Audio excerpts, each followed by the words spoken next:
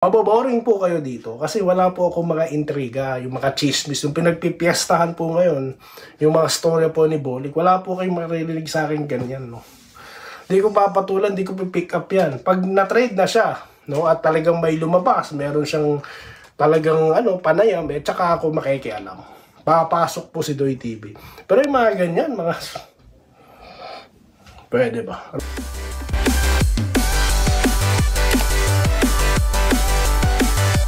Yo, what's up? Welcome back. Dito po si Denrica, Doy TV Sports. Well, ang ating pag-uusapan na, nandiyan na. Okay? Robert Bolick, nagsalita na. At of course, yung mga tanong po ng ating mga subscribers no, about trade, sasagutin ko yan. At mga pa-shoutout. Okay? Bago po yan. Aba, salamat po ha sa mga bagong subscribers. No? Welcome dito sa Doy TV Sports. At sa mga hindi pa, alam nyo ba ang dahilan kung bakit sila nag-subscribe? And ayan po, yung mga tanong, no? Gusto na lang i-clarify, no?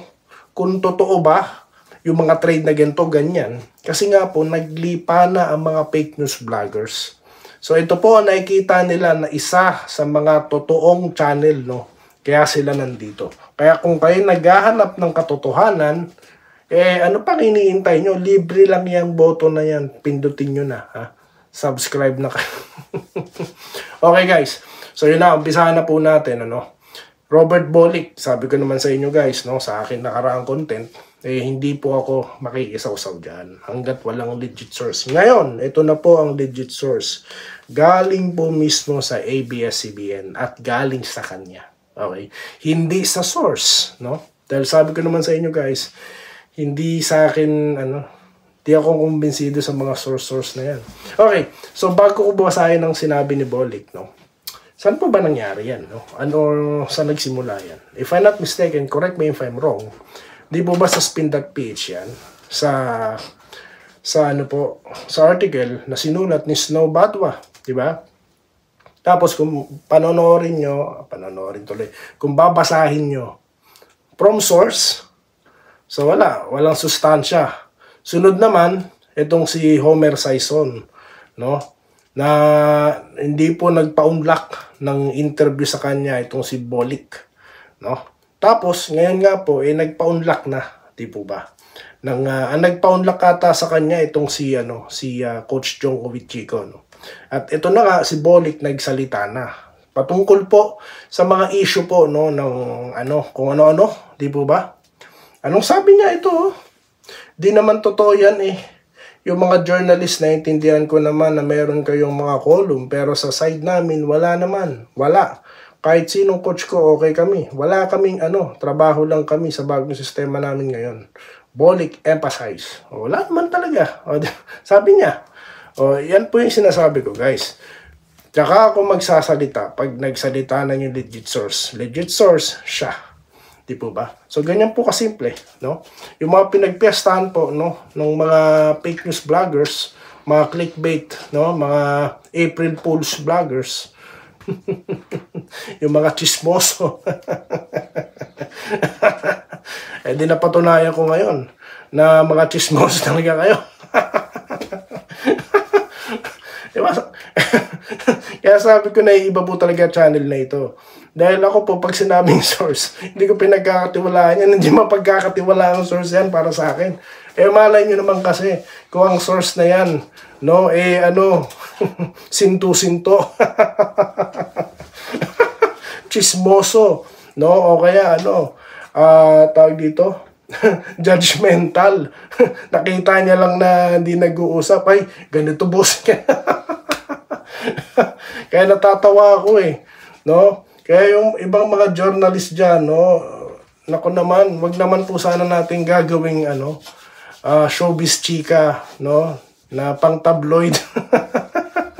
Ang buhay ng mga manlalaro. Iba po ang pampalakasan, no? Sa showbiz, pwede ba? Baka pwede lumipat na kayo. Mukha namang nag-retire na si Manay, Lolit Solis. Pwede na kayo lumipat doon, no? Kunin niyo yung trono, kasama niyo yung mga yung mga tawag dito, yung mga mapaniwala ng mga fake news vloggers, no? Para lang may content sila. No, tibrihin nyo, pinagpipesta nyo yung tao, walang kaalam-alam, nag-aalaga lang daw ng anak niya. Pambira kayo. So yan po, no, yan po ang Doy TV Sports. Yan ko napatunayan talaga, no. Hindi ko na kailangang dokumentado, di po ba? O yan. Okay? Ganyan lang po kasimple, tapos. Ganun. No, hindi for the content, guys. Di ba? Okay, sagot na po tayo sa mga tanong ng ating mga mahal na subscribers. Okay, Christian James, superstar player ng Meralco yan. Di basta ibibigay. Sinyusan po ba yun? Talagang hindi po. Galing po kasi yan sa mga hindi mapagkakatiwalaan, mga mga sinto-sintong mga vlogger. Kaya kung kayo nanonood sa mga vlogger ng mga ganyan, walang mga muka, paulit-ulit na chismis, kayo na po may problema doon. No? Kung gusto nyo silang payamanin sa kakanood nyo ng mga ganyang walang silbing content, no? Bahala kayo. Pero yung mga nandito po, babasahin nyo comment nila. Hindi na po sila nanonood. Simula nang nanood sila dito kay Totoo, Doy TV Sports, no? Kaya sabi ko sa inyo, i-share nyo na ang channel na ito, guys. Ito ang katotohanan. Dito tayo, ha? Boss, totoo ba na i-trade si Al Messi? Katang isip lang po ngayon. No, wala po, hindi po totoo. Chismis yan. No, bakit? Wala namang balita Oh. 'Di ba po ba? Oh, meron nga sinasabi kay Naba daw ipapalit Sino Naba? Rosel Naba. Abalbalan po yan. Scorer si Al Messi. Pwede i-trade yan kay Bearfield. Pero ngayon po, kung ngayon nyo ako tatanungin, wala, hindi totoo yan, guys. Okay, wala pong balita. Dito po kayo manonood, no? Mag-search lang po kayo sa Google. Diba? Legit sources, galing po ng ABS-CBN, GMA, no? Mga ano po, bakit sinasabi ko sa mainstream? Kasi nga po, tulad yan, yung kay Bolick mismo nang galing, di po ba? Oh. Tapos, kapag binalita na ng news outlet, it's possible na nilabas din po, bawa trade na yan, nilabas na officially ng management. Dahil po yung mga trade scenario, guys, no? Turuan ko kayo, Hindi po yan ipagkakatiwala sa kung sinong chismoso sa paligid. Hindi po yan ipagkakatiwala. Dahil mako-compromise po yung deal, no, ng both sides. Kaya po yung nagsasabi na may alam sila dahil sinabi ng source, hindi po mapagkakatiwala ang source yun. Chismoso po yun, no. Kaya po nakakalungkot, no. May supremo ng mga chismoso ngayon at marami po siyang mga nakapaligid sa kanya na mga for the content nila. Ito may sinabi si Supremo. Itatapi ko dito sa ating content. Ayan na. Yung lalo na, makakahikayat sila ng mga hater din na din, mahina rin po ang mahina rin, ay mapapaniwala. Kaya dumadami sila. Kaya ito po ang channel na ito na ang katapat nila, guys, no? Okay, sabi po na Sir Archie Makirang, 2 weeks lang po, miss na daw niya po ang Ginebra. Robin Velasquez, kaya di ako nanonood. Ayan po, isa na po si Sir sa sinasabi ko kanina, no? Aristoni De Leon, good morning, boss. Pa-shoutout po from Malate, Manila. Kailan daw po ang laro ng Ginebra? Sa 23 po ng April, no? Aristoni De Leon, subscriber na po ba kayo dito? No? Pakisagot po sa susunod na content, or dito sa comment section, sagot po kayo, Kasi po nagtatanong kayo kung si Stan daw po babalik, no? Sinabi ko na po sa napakaraming pagkakataon na hindi na po makakabalik si Stan, no? Tama na po yung pangarap ng maraming mga fans na makabalik pa si Stan, dahil kung kailangan pa po siya, hindi po siya iti-trade. Tsaka nagsalita na si Coach Tim Con, di ba? Na talagang mayroon silang may mga hindi talaga sila pagkakaunawaan. Di po ba? So kaya yung the moment na tinarade na siya, guys, patulad ni Slaughter, hindi na po makakabalik yan. Yan po kasi yung gawain ng mga fake news vloggers, no? Kaya po umasa yung ibang mga fans. No, kaya nga po gusto ko dumami ang subscriber ng Doy TV para po ma-reach ko yung kawawa pong niloloko ng mga fake news vloggers, no? Ganun lang po kasimple yan. Yung iba naman po kasi nagpapakilalang Barangay Ginebra channels dyan, guys, no? Hindi naman sila katulad ng Doy TV na hine-expose yung mga yan, eh. Hindi, eh. For the content din yung mga yan, eh, no? Kaya wag kayo magsasadya sa akin, guys, ng mga channel na ganyan-ganyan. Dahil marami silang following, pero hindi naman po nila ginagawa yung ginagawa ni Doy TV. No? Hindi nila ginagawa, no? Kaya ganun po.